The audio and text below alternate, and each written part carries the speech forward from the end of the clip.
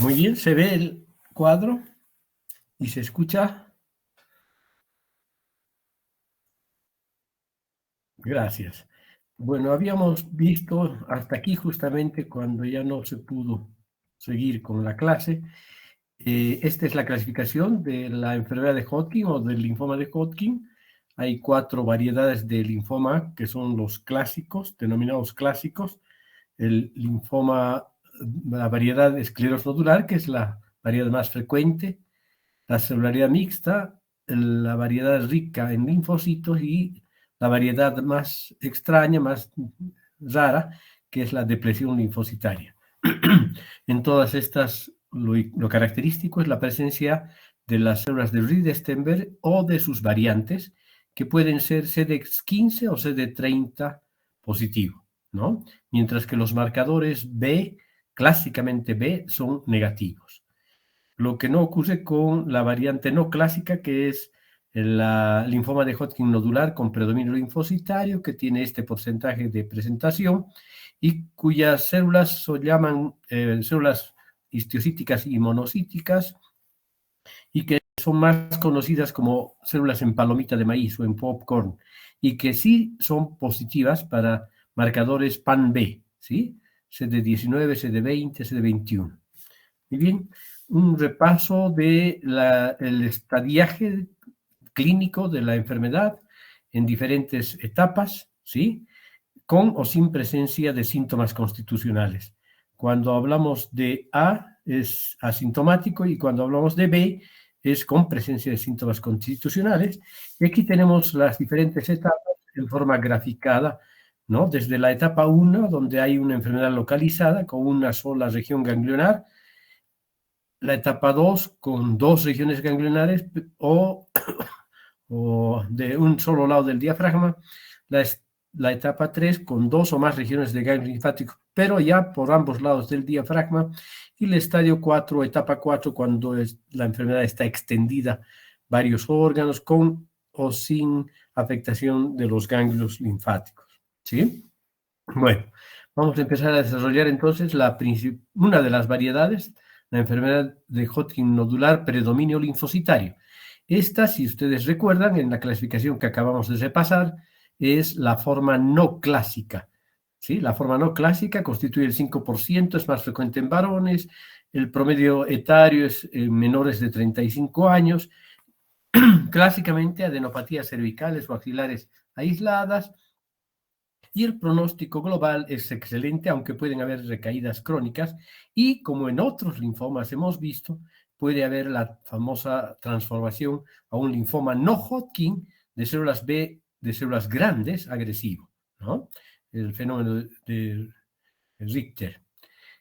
Bueno, y desde el punto de vista morfológico, borramiento arquitectural de todo el ganglio, puesto que la mayoría son afectaciones ganglionares, hay una población heterogénea de linfocitos, macrófagos benignos y células de red Steinberg LIH, o sea, linfocítico e histiocítico, que como hemos dicho expresan CD20 y también pueden expresar además otros antígenos del PAN-B, ¿no? CD45 EMA positivo, antígeno de membrana epitelial, mientras que el CD15 y el CD30, que son clásicamente positivos en enfermedad de Hodgkin clásica, aquí son negativos, ¿sí?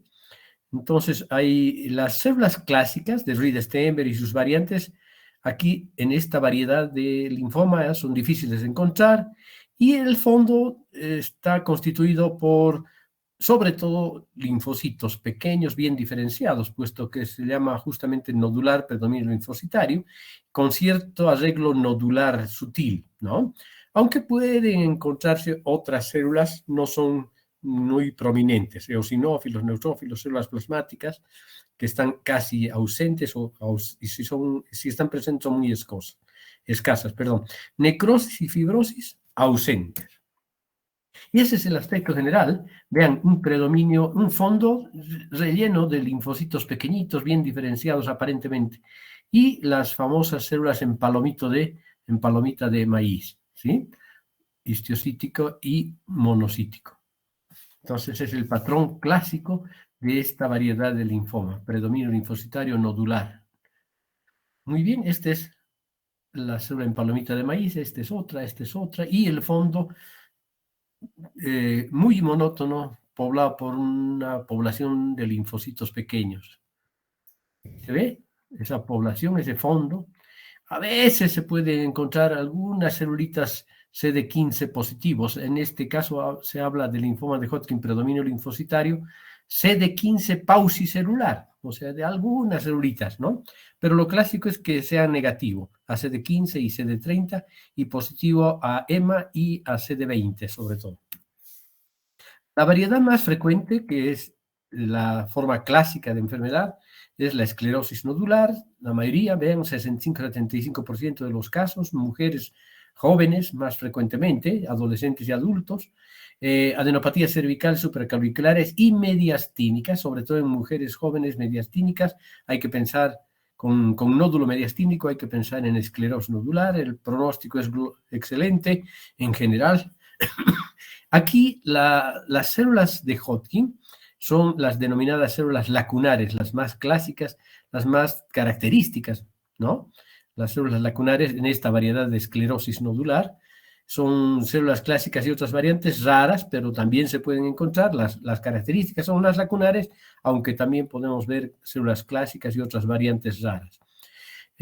Una característica fundamental de esta variedad de linfoma de Hodgkin es la presencia de bandas de colágeno que forman nódulos circunscritos, como vamos a ver en las futuras diapositivas. Tienen, además de estas bandas de colágeno y las células lacunares, un fondo heterogéneo de células T pequeñas, eosinófilos, células plasmáticas, macrófagos, y puede haber positividad para el virus de Epstein-Barr, ¿sí? Observable en estas células lacunares. Y esta es la clásica célula lacunar, ¿sí? Este es un acercamiento para ver las células lacunares, no es la mejor diapositiva. Aquí sí se ve con mayor nitidez la presencia de este halo claro que rodea estos núcleos multilobulados con los nucleolos eosinófilos bastante grandes y un entorno linfocítico de células linfocíticas pequeñas, pero lo característico es, hay que ver primero el bosque y no el árbol. Entonces, lo característico es ver estas bandas de colágena rosada que encierran estos nódulos. De ahí el nombre de esclerosis nodular. Aquí se ve más clásico todavía, más característico. Estas bandas de colágena circunscribiendo nódulos de linfocitos donde vamos a encontrar a mayor aumento lo que hemos visto, células de Reed-Steinberg lacunares, ¿no? Aquí se ve las bandas de colágena y los nódulos, donde están las células de Reed-Steinberg de tipo lacunar. Una variedad, la segunda en frecuencia, es la linfoma de Hodgkin celularidad mixta, 22 a 25%. Este es más frecuente en varones. Se puede encontrar virus de Epstein-Barr hasta en el 70% de estos casos. La edad es mayor que las anteriores. En estadio clínico un poco más avanzado generalmente se hace el diagnóstico y hay más frecuentemente síntomas B, que son fiebre, pérdida de peso, malestar, etcétera, etcétera. Y las adenopatías clásicas de esta variedad a nivel cervical, supraclavicular y mediastínicas también. El pronóstico global, a pesar de encontrarse en un estadio más avanzado, es bueno, ¿sí? Y actualmente prácticamente igual que el de la esclerosis nodular con los nuevos tratamientos. Hay un borramiento de la arquitectura ganglionar y aquí sí vamos a ver, esta es la variedad del linfoma de Hodgkin, donde más frecuentemente vamos a ver todas las células de Reed-Steinberg, la clásica y la mononuclear, sobre todo, ¿no? Que son abundantes además. Y el fondo, que no es esclerótico, sino es un heterogéneo fondo formado por linfocitos, eosinófilos, células plasmáticas, macrófagos. Por eso es que esta variedad se llama celularidad mixta, por esta heterogénea población que acompaña a las células de Reed-Steinberg clásicas y mononucleares. Aquí tienen la célula de Reed-Steinberg clásica y el fondo heterogéneo. Aquí podemos reconocer, por suerte, una célula plasmática, inmunoblasto, linfocitos en diferentes estadios de maduración. Aquí muchos eosinófilos, vean, eosinófilo. Entonces estamos frente a una celularidad mixta, ¿no? un linfoma de Hodgkin de tipo celularidad mixta. Aquí tenemos la misma. Vean la célula de Riedenstenberg clásica, la mononuclear, un fondo heterogéneo con linfocitos, eosinófilos, células plasmáticas, macrófagos, en fin. Lo que mejor se destaca es la presencia de numerosos eosinófilos. Todas estas células de citoplasma acidófilo, rojizo o rojo anaranjado, si quieren, son eosinófilos, y eso es lo característico de esta variedad de linfoma de Hodgkin, celularidad mixta. Depresión linfocitaria es una variedad muy rara, 1% o menos de los linfomas de Hodgkin, generalmente en pacientes inmunodeprimidos, casi siempre asociado con el virus de Epstein-Barr. El diagnóstico se hace en un estadio clínico avanzado, en una enfermedad, en una clasificación de Ann Arbor 3 o 4, casi siempre. Los síntomas B presentes y el pronóstico global malo, o por lo menos ligeramente peor que las otras variedades. ¿Sí? Hay un borramiento arquitectural, un entorno celular depletado, y esto es lo que hace el nombre, depresión linfocitaria. O sea que hay muchas células neoplásicas, tanto de Stenberg, clásicas, mononucleares e incluso pleomórficas, ¿sí? Que son abundantes, y más bien el entorno que es, como ya dijimos en la anterior clase, reactivo, es escaso, está depletado, ¿sí? Y aquí está, parece un linfoma no Hodgkin, ¿no? La mayoría de las células que estamos viendo son malignas, lo que no es clásico o es típico de los Hodgkin. En los Hodgkin, las células de Reed-Steinberg y sus variantes están dispersas en un entorno reactivo abundante. Aquí el entorno más bien está depletado y las células son muy numerosas, algunas son mononucleares, otras son binucleadas y otras son pleomórficas. Bueno, puede haber compromiso extraganglionar, aunque lo típico es que esto ocurra en estadios avanzados. ¿Sí? Aquí vemos un compromiso ganglionar múltiple y una esplenomegalia, ¿no? Bueno, y para repasar un poco, esclerosis nodular, celularidad mixta, rico en linfocitos y depresión linfocítica son las variedades clásicas. Predominio linfocítico nodular, la variedad no clásica, ¿no? Entonces, algunas de las características más importantes: células lacunares frecuentes, aquí células mononucleares y células de Reed-Steinberg diagnósticas frecuentes, aquí células mononucleares, Reed-Steinberg diagnósticas frecuentes, aunque este es un caso no muy frecuente, el rico en linfocitos, y la variante reticular es con depresión linfocítica, células de Reed-Steinberg feas, pleomórficas o muy numerosas, por lo menos, ¿no? En gente inmunodeprimida. ¿Sí? Esta es la de mejor pronóstico y esta es la de peor pronóstico. Esclerosis nodular, mejor pronóstico; depresión linfocítica, peor pronóstico. Bueno, pasamos entonces ahora a tocar un poquito de la otra variedad de linfoma, que es un linfoma postmaduro, el mieloma de células plasmáticas, ¿no? Consiste en una proliferación neoplásica de células bien diferenciadas, productoras de inmunoglobulinas.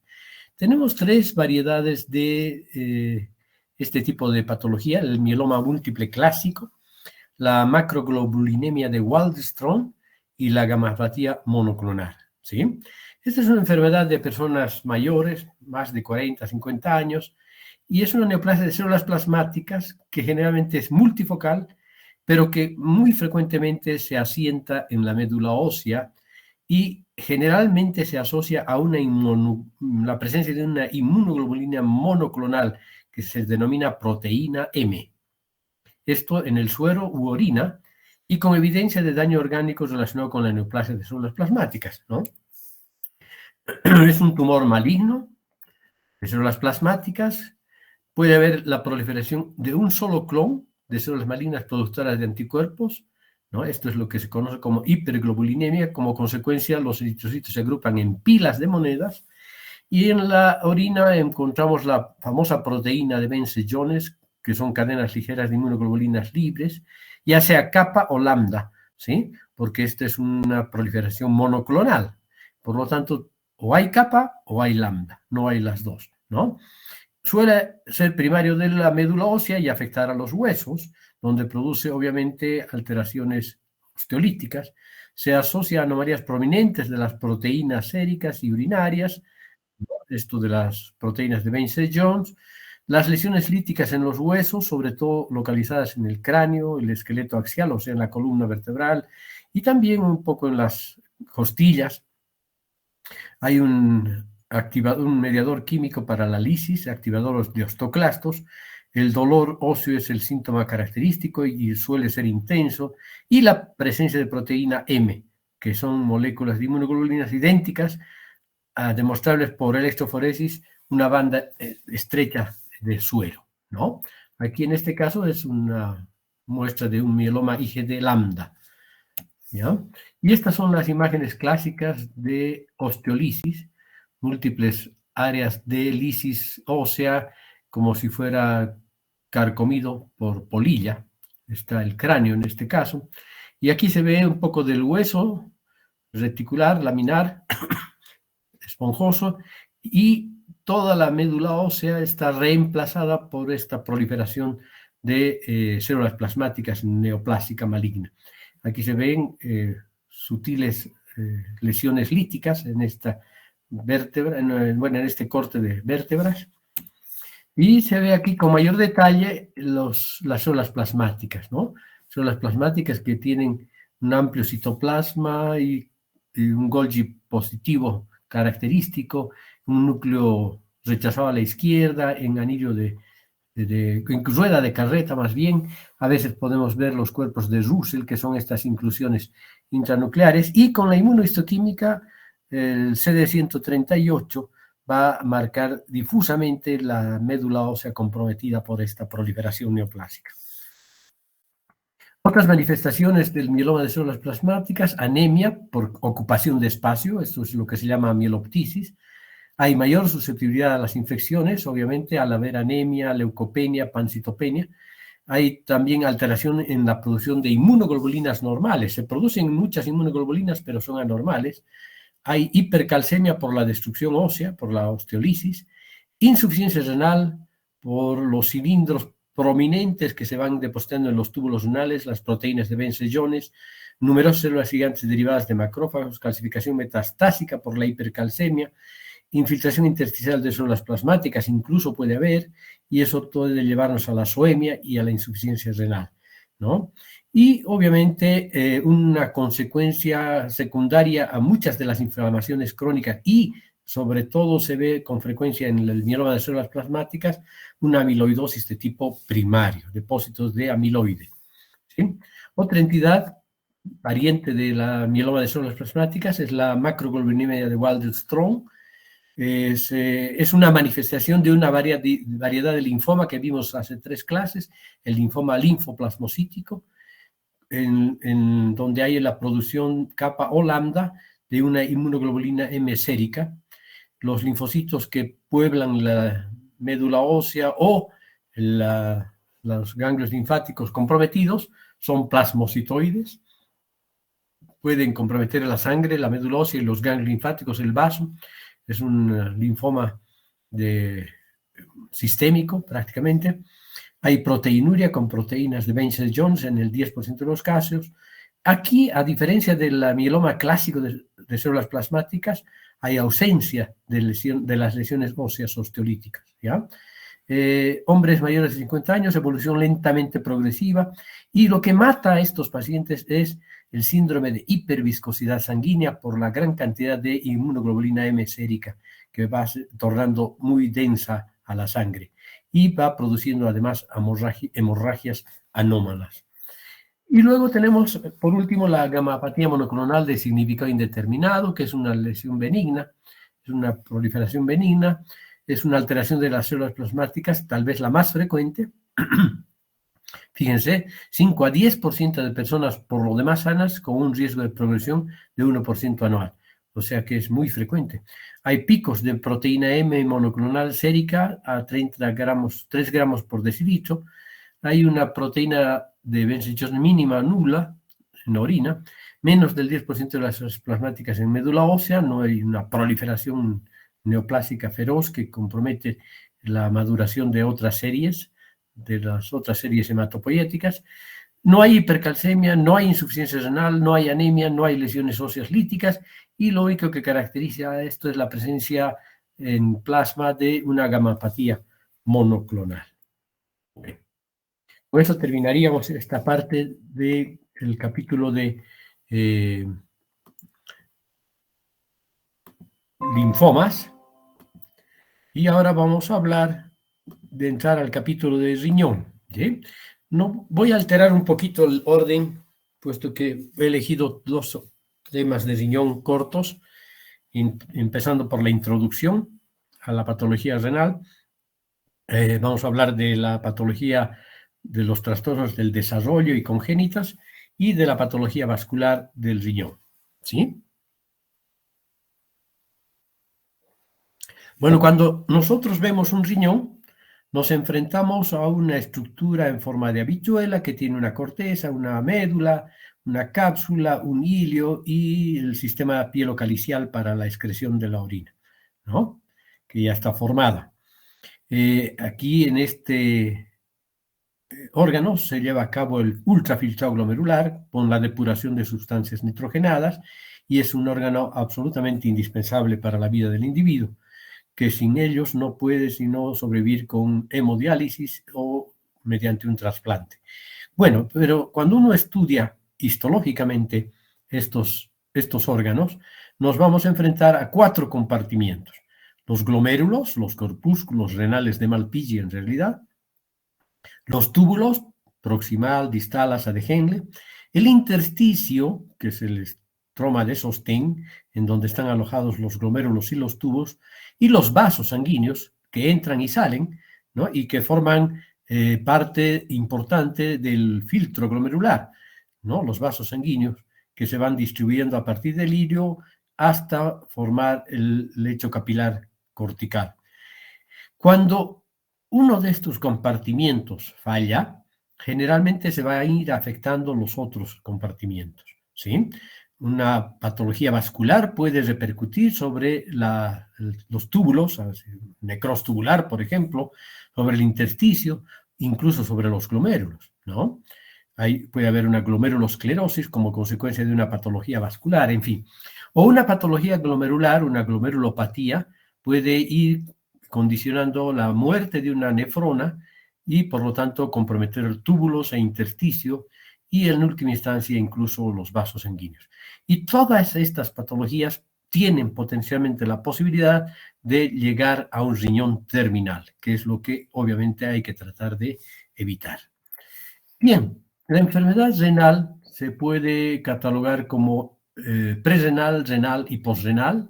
¿Sí? Prerenal cuando hay sobre todo pérdida de volumen sanguíneo, renal cuando hay afectación de alguno de esos compartimientos que acabamos de señalar, y posrenal cuando es la vía urinaria la que tiene algún fenómeno obstructivo, infeccioso, en fin, o tumoral, ¿no?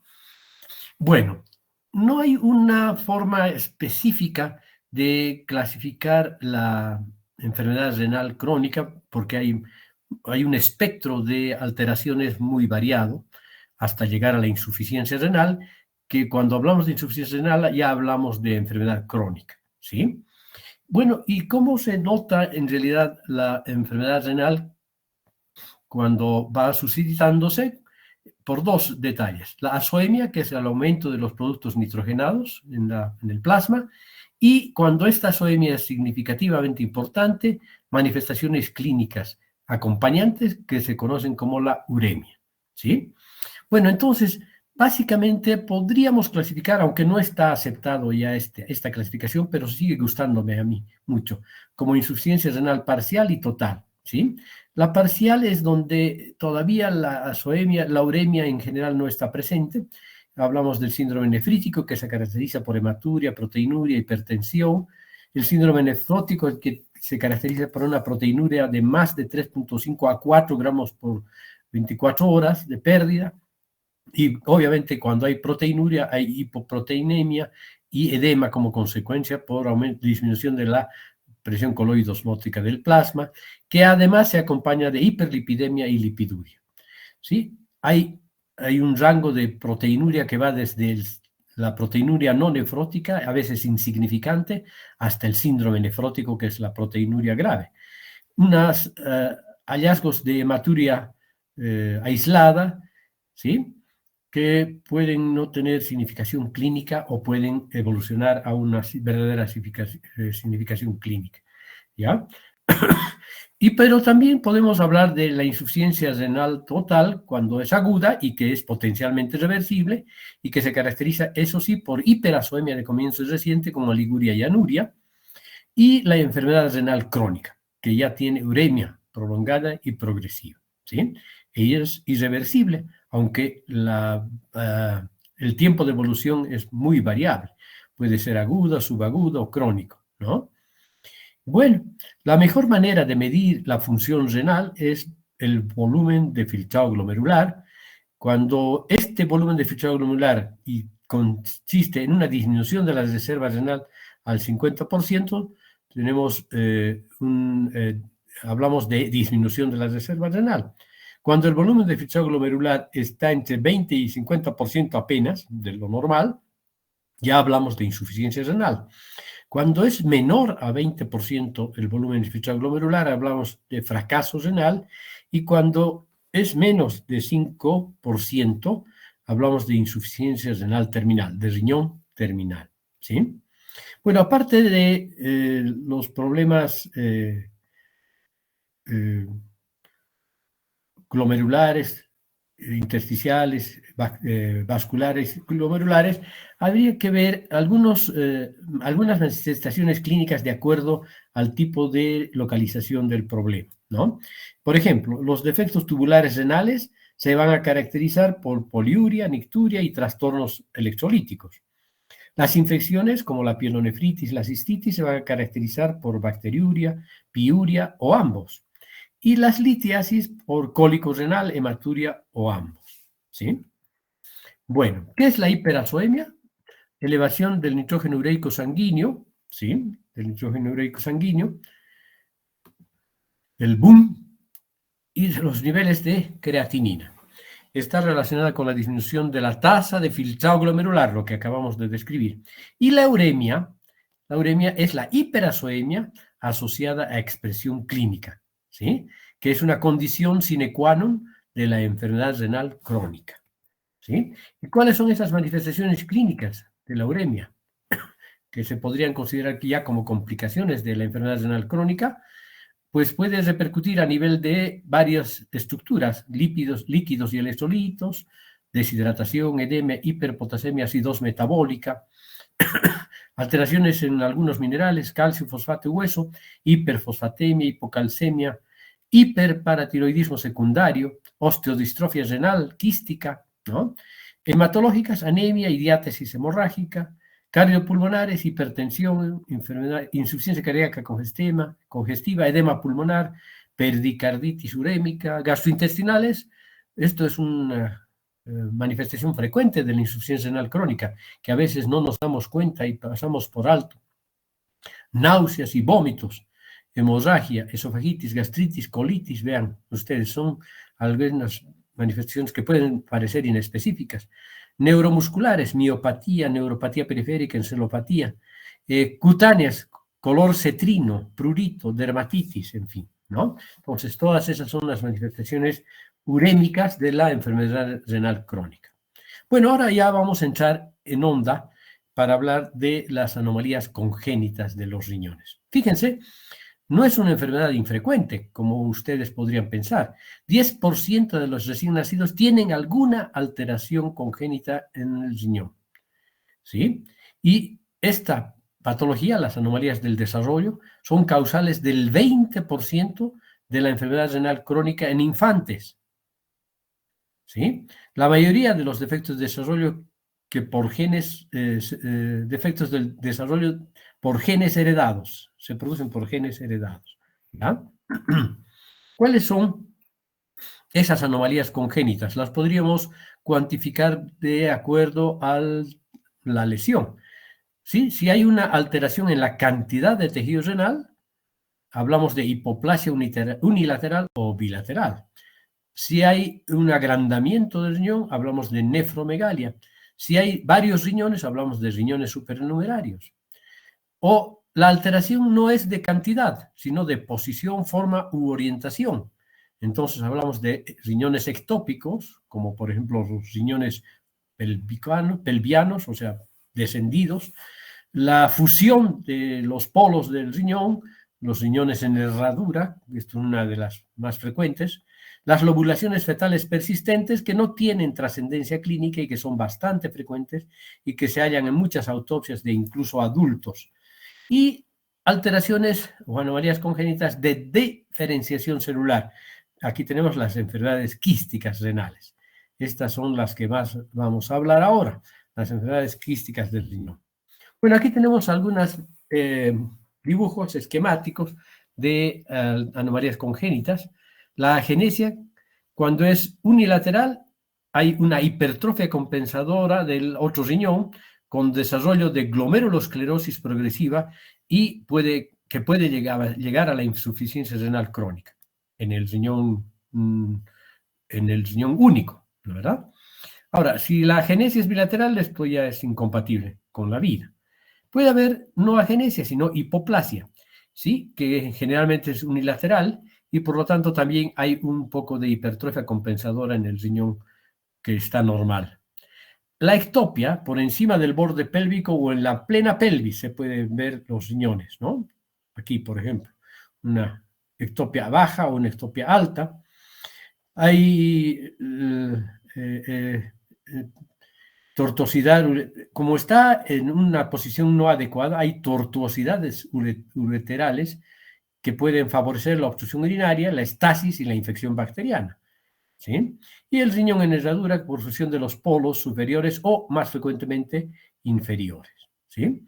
Aquí tenemos un riñón doble, aquí tenemos la reduplicación, un doble sistema pielocalicial, aquí tenemos una arteria accesoria o supernumeraria, y aquí tenemos las posiciones aberrantes, ¿no? Las ectopias renales. Aquí tenemos un ejemplo típico de un riñón en herradura, y aquí tenemos un doble sistema pielocalicial y ureteral. 2 uretes en cada riñón. Se supone que también hay 2 pelvis en cada uno de estos ilios renales, ¿no? Que están llegando a la vejiga. Aquí tenemos otras muestras de un riñón en herradura. Aquí este doble riñón, aquí un riñón ectópico y aquí un doble sistema pélvico. 2 pelvis, pero un solo uréter. Bien. La agenesia puede ser unilateral. La hipoplasia, aquí tenemos un dibujo, bueno, un corte histológico en realidad, esquemático, en donde la hipoplasia unilateral, por lo general, hace que el riñón contralateral se aumente, se hipertrofie, ¿no? Bueno, y ahora sí hablamos de las enfermedades quísticas renales, que son lesiones quísticas no neoplásicas, pero también hay lesiones quísticas neoplásicas, como el nefroma quístico, el nefroblastoma quístico parcialmente diferenciado, el cambio quístico multifocal en el tumor de Wilms. Ninguno de estos lo vamos a ver en este capítulo, ni siquiera en el capítulo de neoplasias, porque son realmente raras, ¿ya? Y sí, vamos a hablar un poco de las lesiones quísticas no neoplásicas. Tenemos la displasia multiquística renal, la displasia poliquística renal, aquí tenemos la poliquistosis renal del adulto y la poliquistosis renal de la infancia. Luego tenemos la enfermedad quística medular, que se llama también riñón medular en esponja, riñón en esponja, y el complejo nefronoptisis, enfermedad quística medular. Luego tenemos quistes renales simples, sin trascendencia clínica, quistes renales adquiridos tras la diálisis prolongada, episodios de diálisis prolongada, y los quistes pararrenales, que tampoco tienen interés a no ser que se rompan, ¿no? Estos son los que vamos a estudiar con mayor frecuencia. Vean ustedes, aquí hay un listado mucho más grande de lesiones quísticas, pero no todas las vamos a ver, son más infrecuentes. Vamos a ver estas que están mencionadas a la izquierda, ¿sí? Primero vamos a ver entre las dos riñones, las lesiones poliquísticas más importantes, las diferencias más importantes también entre el riñón multiquístico infantil y el riñón poliquístico del adulto, ¿sí? Es una anomalía no hereditaria, pero tiene un trasfondo genético, ¿sí? En cambio, el riñón poliquístico del adulto es una anomalía autosómica dominante. Es frecuentemente unilateral el infantil y siempre bilateral el del adulto. Sin forma de riñón, o sea, macroscópicamente no se reconoce el riñón en el riñón poliquístico infantil. Y en cambio aquí, a pesar de la presencia de tantos quistes, está conservada la forma más o menos reconocible del riñón. Aquí hay diversos tamaños entre los quistes, y aquí los quistes son pequeños y muy parecidos unos a otros. Aquí sin tejido renal reconocible a simple vista, como ya vimos, y aquí con tejido renal reconocible a simple vista, ¿sí? Hay presencia de otros tejidos embrionarios, puede haber, sin otros tejidos embrionarios. Se asocia a diversas malformaciones de otros órganos, sobre todo quistes hepáticos, por ejemplo, sí en ambos, ¿no? Pero más frecuentemente en el riñón poliquístico del adulto, donde hay en hígado, páncreas, pulmones, vaso, etc. Bueno, y aquí está el riñón en esponja, el riñón multiquístico infantil, el riñón poliquístico del adulto y el riñón quístico, transformación quística por obstrucción ureteral. Bueno, empezaremos a describir paulatinamente la enfermedad renal poliquística del adulto. Esta es una enfermedad autosómica dominante donde están presentes estas mutaciones, hasta en el 85% de la policistina 1, PKD1, y hasta en el 15% de la policistina 2 o fibrocistina, PKD2, ¿sí? Estas alteraciones van a provocar defectos en la interacción célula-célula y célula matriz para la formación adecuada del parénquima renal. Esto condiciona alteraciones en el crecimiento y diferenciación del epitelio tubular. La matriz extracelular anormal condiciona una proliferación celular y una secreción de líquido. Entonces hay una lesión vascular, inflamación, fibrosis intersticial y el resultado final son riñones multiquísticos bilaterales grandes, aunque hay nefronas funcionales dispersas y comprimidas entre los quistes en fases avanzadas, puede haber complicaciones como inflamación intersticial y fibrosis. Se asocia a quistes hepáticos y aneurismas saculares. Clínicamente, hematuria, dolor en el flanco, infección urinaria, cálculos renales, hipertensión. Vean, son como complicaciones en realidad de esta enfermedad renal poliquística del adulto. El 5 a 10% de los casos progresa a insuficiencia renal crónica a partir de los 40 a 60 años, o sea que tiene una vida relativamente normal y prolongada. Cuando empiezan a complicarse, entonces empieza a haber un deterioro progresivo de la función renal. Y este es el aspecto de siempre bilateral, quistes bilaterales, ¿no? Grandes, pero se reconocen nefronas funcionales, dispersas, aunque comprimidas entre los quistes, ¿sí? En fases avanzadas, como aquí, por ejemplo, ya hay un poco de fibrosis e inflamación. Aquí hay bastante inflamación, todos estos puntitos negros son linfocitos. Aquí hay fibrosis, ¿ya? En fin, se asocia a quistes hepáticos y aneurismas saculares. La enfermedad renal poliquística infantil es autosómica recesiva, tiene también un amplio rango de mutaciones de la fibrocistina, PKHD1. Existen 3 formas: perinatal, neonatal, infantil y juvenil, y se caracteriza por quistes corticales alargados. En el hígado también hay unas áreas portales alargadas por proliferación de los conductos biliares, con diferenciación biliar anormal, y los conductos colectores corticales dilatados con atrofia de los conductos contorneados y fibrosis intersticial. Esto es lo más característico. Entonces, los riñones quísticos son grandes al nacer, ¿sí? Ocupan gran parte de la cavidad abdominal, retroperitoneal en realidad. Bilateral, múltiples conductos colectores dilatados corticomedulares tapizados por células cuboides, a veces es unilateral. Quistes hepáticos, fibrosis portal, proliferación de conductos biliares son efectos asociados. Y bueno, sobre todo en las formas de juveniles, como es perinatales y neonatales, la insuficiencia renal es casi la regla, y muerte en la lactancia o en la infancia. Aquí tienen unos riñones absolutamente gigantescos, con estos quistes corticales elongados hasta la unión córtico-medular. Bueno, otra patología renal quística es el riñón en esponja medular, que es una alteración autosómica dominante. Clínicamente, hematuria, infecciones urinarias y test renal recurrente son factores que favorecen esta patología. Esta es una patología benigna, se caracteriza por la presencia de quistes medulares en la urografía excretora. Los riñones son pequeños, de superficie granulosa y deprimida, quistes medulares, más provenientes en la unión córtico-medular. Los quistes son pequeños en la corteza, están tapizados por un epitelio plano cúbico simple, rodeado por células inflamatorias y fibrosis. Un poco se parecen todas, ¿no? Atrofia cortical difusa y engrosamiento de las membranas basales de los túbulos proximales y distales. Algunos glomérulos pueden estar hialinizados, pero en general la estructura glomerular está conservada. Y ese es el aspecto, parece realmente una esponja de mar, ¿no? Luego tenemos el complejo nefronoptisis, enfermedad quística medular. Es esporádica, no familiar, 20% de los casos. Nefronoptisis juvenil familiar, 50% de los casos. Herencia autosómica recesiva. La displasia renal retiniana, 15%, autosómica recesiva. La enfermedad quística medular de inicio del adulto, 15%, autosómica dominante. Hay nefrocistina también presente, 1, 2 y 3, 5 losis genéticos. Hay clínicamente deplosión salina, poliuria, retraso del crecimiento, anemia.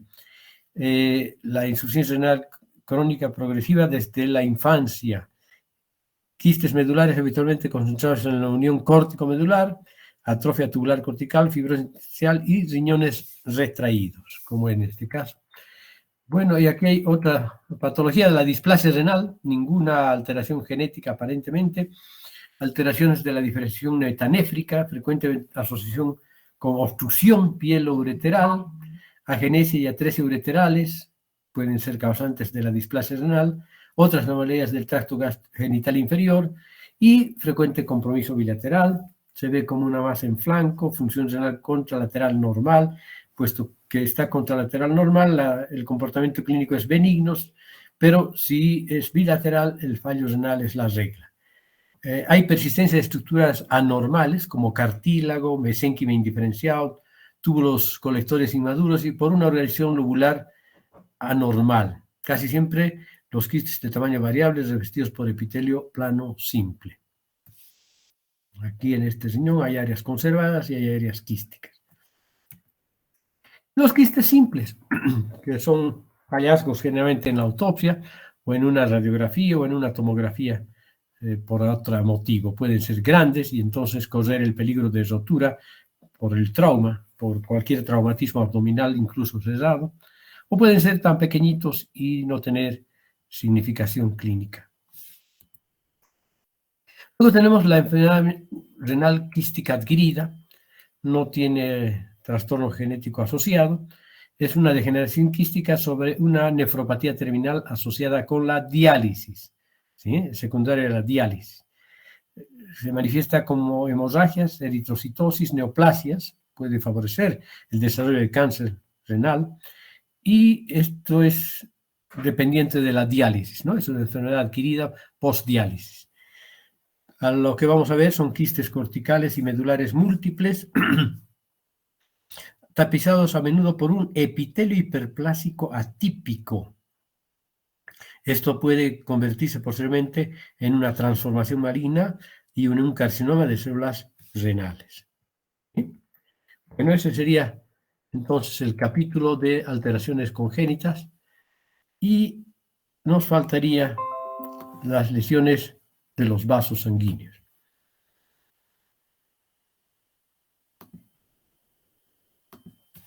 ¿Me siguen escuchando?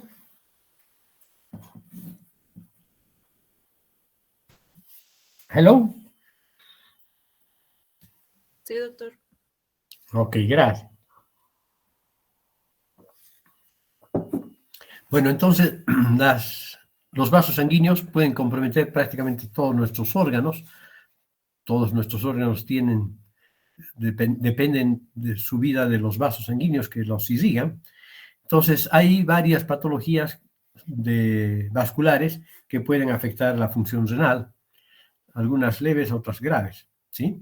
Y por la localización del problema podríamos clasificar las enfermedades preglomerulares, estenosis de la arteria renal, hipertensión arterial benigna y acelerada, ¿no? La hipertensión arterial sistémica se refiere, los infartos renales, la coagulación intravascular diseminada y las vasculitis. Estos son el espectro de procesos patológicos vasculares sanguíneos que pueden afectar a los riñones, ¿no? En las enfermedades preglomerulares tenemos las vasculopatías lentamente progresivas y las rápidamente progresivas que llegan, como por ejemplo la insuficiencia cardíaca. Aquí hay la destrucción lenta de las nefronas por un fallo isquémico del filtro glomerular y hay una atrofia tubular isquémica. Las causas, insuficiencia renal, bueno, más bien las consecuencias, insuficiencia renal crónica y riñón terminal. Y las vasculopatías rápidamente progresivas, disminución del filtro glomerular y desarrollo de necrosis hipóxica del epitelio tubular, necrosis tubular aguda otra vez. Estenosis de la arteria renal, produce isquemia renal y puede producir hipertensión secundaria. La causa de la estenosis es la aterosclerosis más renal proximal o de sus ramas principales, como parte de una aterosclerosis generalizada, ¿no?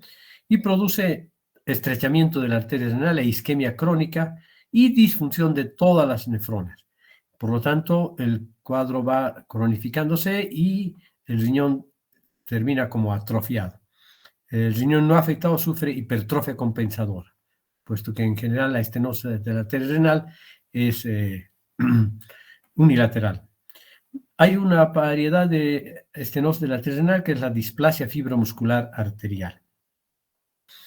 2 a 5% de los casos de hipertensión renal se deben a esta patología, suponen una secuencia de actividad anormal del sistema renina-angiotensina-aldosterona. Es una causa reconocible de hipertensión susceptible de corrección quirúrgica. La estenosis de la arteria renal hay que reconocerla y tratarla, ¿no? Bueno, y la hipertensión arterial sistémica va a producir ya sea una nefrosclerosis benigna o una nefrosclerosis maligna. Entre la nefrosclerosis benigna, lesiones renales asociadas con esclerosis de las arterias renales y de las arterias de pequeño calibre. Hay un engrosamiento de la pared de los vasos renales con hialinización, con estrechamiento de su luz y disminución permanente del flujo. Está directamente relacionada con la hipertensión arterial benigna de larga evolución, ¿sí? Atrofia isquémica difusa de las nefronas, cicatrización simétrica y difusa, evolución lenta, riñones pequeños pálidos y de superficie granular, más frecuentemente en población de raza negra, hipertensos y diabéticos, y con el tiempo insuficiencia renal crónica, ¿sí? Entonces, aquí está la típica glomerulosclerosis benigna con hialinización de la pared arterial y de los capilares glomerulares, y aquí se ve esa superficie granular típica de la glomerulosclerosis crónica. Y la nefrosclerosis maligna, enfermedad renal asociada a una fase acelerada de la hipertensión arterial sistémica, aunque, fíjense ustedes, puede surgir en normotensos. Generalmente surge sobre añadido de una hipertensión esencial benigna preexistente que se puede transformar en una hipertensión maligna, ¿sí? La enfermedad renal crónica, glomerulonefritis, nefropatía de reflujo o esclerodermia. Aquí hay necrosis, además de estenosis de la luz, hay necrosis fibrinoide de las paredes vasculares, hay una arteriopatía hiperplásica, la íntima y la media de las arteriolas, tiene una serie de capas de piel de cebolla porque hay una hiperplasia de las células musculares, hay una glomerulitis esclerosante como consecuencia y una microangiopatía trombótica glomerular. Ocurre en el 5% de los pacientes hipertensos, sobre todo en los que están cursando una hipertensión acelerada, que pueden cursar con trombosis intravascular y arteritis. Hay isquemia renal con estimulación del sistema renina-angiotensina-aldosterona y otros sistemas vasoconstrictores, y la insuficiencia renal crónica progresiva y la uremia. Son la consecuencia. Aquí tenemos, vean, esta es la proliferación celular, ¿no? Una arteriosclerosis celular proliferativa en catáfilas de cebolla, y aquí la necrosis fibrinoide de la pared del vaso sanguíneo. ¿Sí? Entonces, esta es la consecuencia de una hipertensión arterial maligna que produce nefrosclerosis acelerada también. Hay otras patologías, las microangiopatías trombóticas. Esto se produce en el síndrome hemolítico urémico, que puede ser clásico del adulto familiar o idiopático y asociado a la púrpura trombocitopénica trombótica. En el clásico infantil, generalmente asociada a infecciones por E. coli, productor de verocitotoxina. Del adulto asociado a infección, anticuerpos antifosfolipídicos, anticonceptivos, complicaciones del embarazo, fármacos, radioterapia y esclerodermia. Todas esas patologías pueden dar microangiopatías trombóticas. Luego tenemos la familiar y la idiopática. Anemia hemolítica, microangiopática, trombocitopenia, insuficiencia renal, manifestaciones de coagulación intravascular. ¿Sí? Y hay una lesión endotelial y agregación intravascular de plaquetas. Eso es, al final de cuentas, el trombo, ¿no? Las microangiopatías trombóticas van a producir necrosis cortical renal focal, engrosamiento de la pared capilar glomerular, con depósito de fibrina y tumefacción endotelial, mesangiolisis y alteraciones arteriolares, con necrosis fibrinoide, hiperplasia de la íntima y trombos. Los infartos renales son generalmente secundarios a émbolos provenientes del corazón, pueden provocar trombosis mural, secundarios a trombosis mural tras un infarto agudo de miocardio, por ejemplo, como complicación de un aneurisma ventricular, endocarditis vegetante, aneurisma aórtico. Todos estos favorecen el desarrollo de émbolos que van a lanzar hacia los riñones. Hay infartos anémicos, únicos o múltiples, con áreas irregulares o triangulares de base cortical y vértice medular, y color blanquecino. Ese es el infarto anémico clásico. Puede cursar subclínicamente o puede producir un dolor espontáneo a la palpación costovertebral e incluso hematuria. Y aquí está el típico infarto triangular. Y aquí se ve que es un infarto que es una necrosis de coagulación. ¿Sí? En la necrosis de coagulación, la arquitectura se puede visualizar adecuadamente, pero se ve que ya no hay núcleos, ¿sí? Quedan como sombras nada más las estructuras glomerulares y tubulares en este caso. Y por último tenemos la coagulación intravascular diseminada y las vasculitis, ¿no? Bueno, la coagulación intravascular diseminada, múltiples causas, enorme cantidad de causas que pueden también comprometer el riñón, y aquí tenemos estos trombitos ocupados los capilares glomerulares y también algunos vasos sanguíneos. Aquí se ve que está bien organizado el trombo y ha ocluido. ¿Sí? Y luego las vasculitis, que son de acuerdo al tipo de vasos que comprometan, de pequeño calibre, mediano calibre y vasos de gran calibre. Los que más comprometen la parte parenquimatosa son los de vasos pequeños, las arterias interlobares, la poliarteritis nodosa y la enfermedad de Kawasaki, y la arteria renal principal en las arteritis de células gigantes y la arteritis de Takayasu. Pero las arteriolas glomerulares, sobre todo, y las interlobares e intralobares, son comprometidas por estas vasculitis, ¿no? Genoson-Lane, la púrpura de Genoson-Lane, la vasculitis creuoburinémica, las vasculitis por anticuerpos antimembrana basal glomerular, como en el Goodpasteur, el síndrome de Goodpasteur, las vasculitis asociadas a anticuerpos anticitoplasma de neutrófilos. Aquí tenemos la granulomatosis de Wegener, la poliangitis microscópica, el síndrome de Churg-Strauss, ¿sí? Y todos estos producen nefritis, glomerulopatías, sobre todo. Y en cambio, las de compromiso de arterias de mediano calibre, infartos y hemorragia, y las de gran calibre, hipertensión de origen renovascular. Bueno, con eso terminaríamos estas 3 presentaciones que hemos hecho hoy día. Para la próxima clase veríamos entonces las enfermedades glomerulares o tubulares e intersticiales. Toda esa patología estaba en una sola clase, pero la vamos a dividir en 3 clases más, ¿ya? El miércoles, el lunes y el miércoles siguientes. Bueno, me despido con ustedes esta noche. Espero no haberlos cansado.